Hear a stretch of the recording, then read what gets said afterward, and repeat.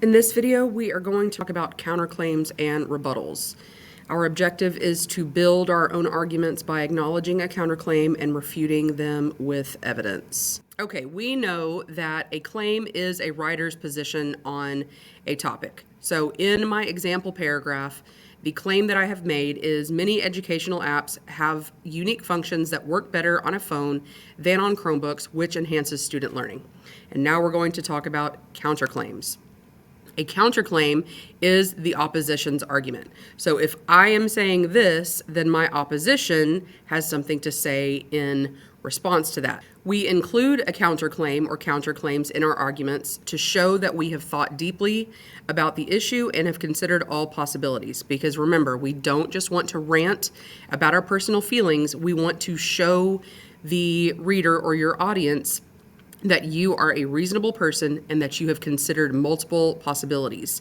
That's going to help you establish your credibility and make you a trustworthy person and not just someone who is reacting emotionally. And a counterclaim gives you the opportunity to acknowledge points made by the opposition and then take them down. So before your opposition even has a chance to respond, you're acknowledging what those counterclaim points might be and then taking them down before they even have a chance to argue with you. So the counterclaim here is student cell phone use in class distracts from learning. If I'm arguing that cell phones enhance learning, someone who is in opposition to me might say that phones actually distract from learning. So if I acknowledge that counterclaim and then have evidence to support it, like in my paragraph that I just showed you guys, that's going to strengthen my argument by acknowledging that counterclaim and then showing why that counterclaim is wrong. With counterclaims, writers signal them to shift or transition from idea to idea. So some ways that writers can do that is by saying something like critics argue, or many people say, or it is often thought, or whoever the opposition is, we're going to name them directly. And by that, I don't mean like calling them out by name, but as a group, rather than saying like many people think. So for example, in the topic of cell phones in the classroom, teachers would be a group that might have something to say about this. So I'm going to name teachers directly. Okay, so we've had a claim, we have a counterclaim. The rebuttal is going back to the original writer or speaker and reasoning why the counterclaim is wrong. In your rebuttal, this is where you use evidence as support.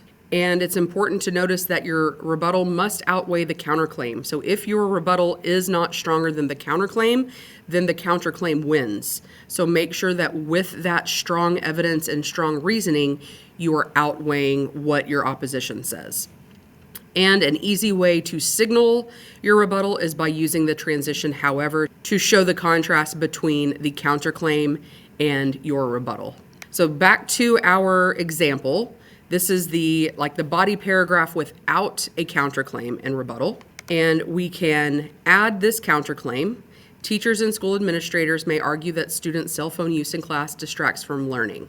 We're going to signal the counterclaim by using this phrase, teachers and school administrators may argue that students' cell phone use in class distracts from learning. Then we're going to introduce our rebuttal. So this is why that argument is invalid.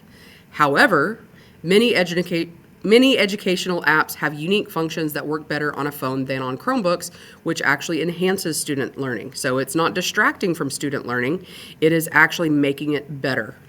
And then I provide my evidence to support my rebuttal and reasoning to flesh that out. Okay, so how do you add a counterclaim and rebuttal in your writing? So the first thing is to determine which counterclaim pairs well with a reason from one of your body paragraphs.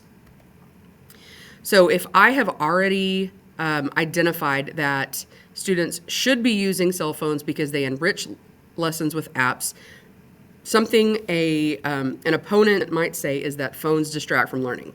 So those two reasons pair well together. So if you take a look at your brainstorm from lesson 1.4, look at those reasons that we brainstormed and see which pair well together or work in contrast with each other that you could use as a counterclaim. Then you're going to signal the counterclaim.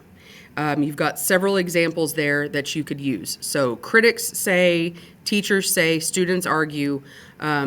Pick a group that would actually say this. So think about who would be arguing against your claim, against your argument. You should have identified an audience in the second part of lesson 1.4 in that outline. So that might be a group who's going to argue against you. You could incorporate that person.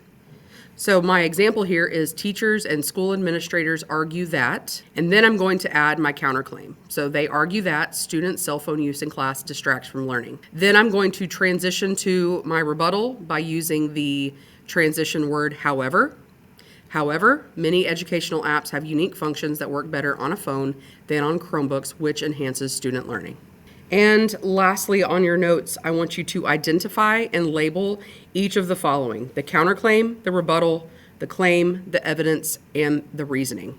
We identified the counterclaim and the rebuttal signal here, and we identified the claim, the evidence, and the reasoning here.